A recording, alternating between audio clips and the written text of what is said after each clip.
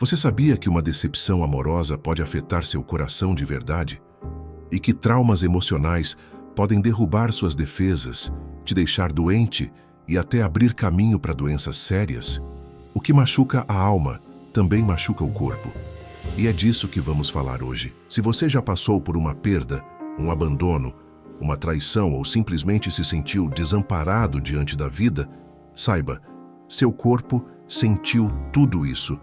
E ele fala: hoje vamos entender como traumas emocionais, desilusões e decepções afetam diretamente o nosso sistema imunológico e por que tanta gente adoece depois de uma grande dor emocional. Esse vídeo vai te ajudar a entender o que acontece dentro de você, a identificar os sinais e, principalmente, a buscar caminhos de cura. Fica comigo até o final. Isso pode mudar a sua forma de enxergar a dor e de cuidar da sua saúde. Quando a dor vira doença? Vamos começar com uma história real. Ana, 53 anos, professora, mãe de 2 filhos. Casada há mais de 25 anos. Um dia, sem aviso, o marido pede o divórcio. Outra mulher. Ana entra em choque. Não consegue dormir, não come. Perde peso rapidamente. Começa a ter crises de ansiedade, queda de cabelo, dores no corpo. Em menos de 6 meses, é diagnosticada com lúpus, uma doença autoimune. Foi coincidência? Os médicos dizem que não.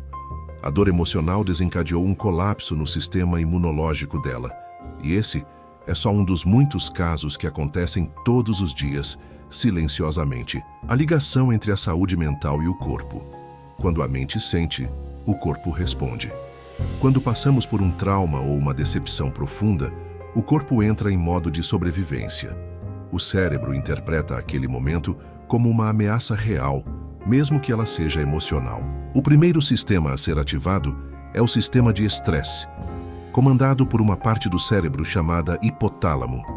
Ele dispara uma reação em cadeia.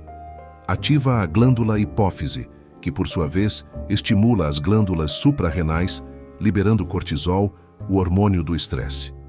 Esse processo é natural e útil em situações de perigo imediato.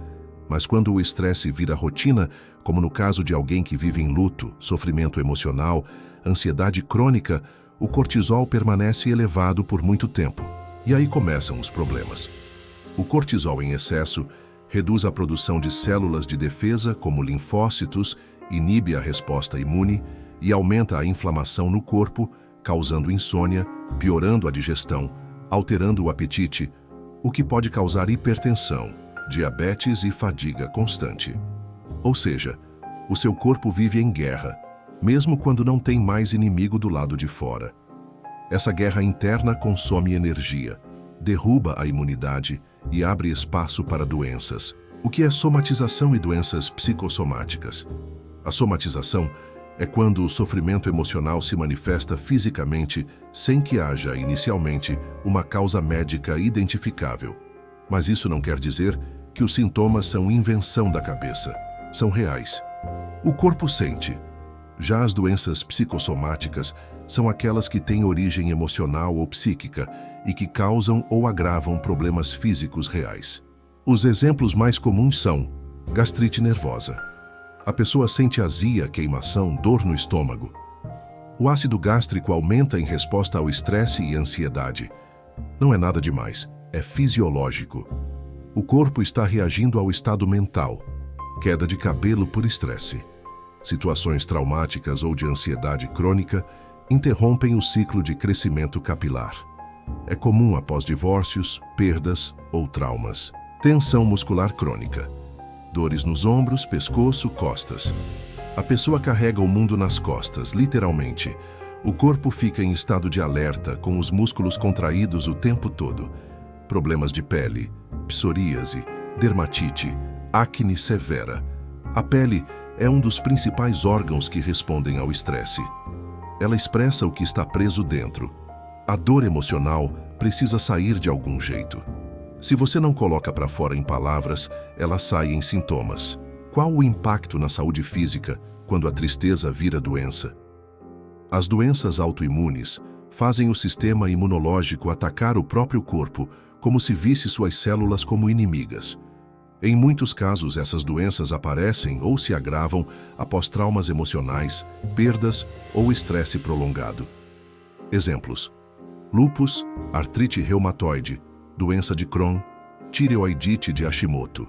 É como se o corpo dissesse: se eu não posso expressar minha dor, vou me atacar. Além disso, a pessoa pode desenvolver doenças cardiovasculares, pois o coração também sofre.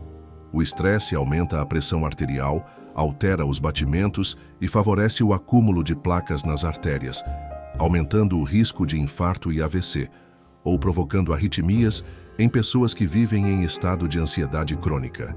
Com a imunidade baixa, o corpo fica mais vulnerável a vírus, bactérias e fungos. Algumas infecções passam a ser recorrentes: gripe constante, herpes, candidíase, infecções urinárias. Tudo isso pode ser sinal de um sistema imunológico enfraquecido emocionalmente. Escreva nos comentários: você já ouviu falar da síndrome do coração partido? Não é só figura de linguagem, não. Ela existe mesmo.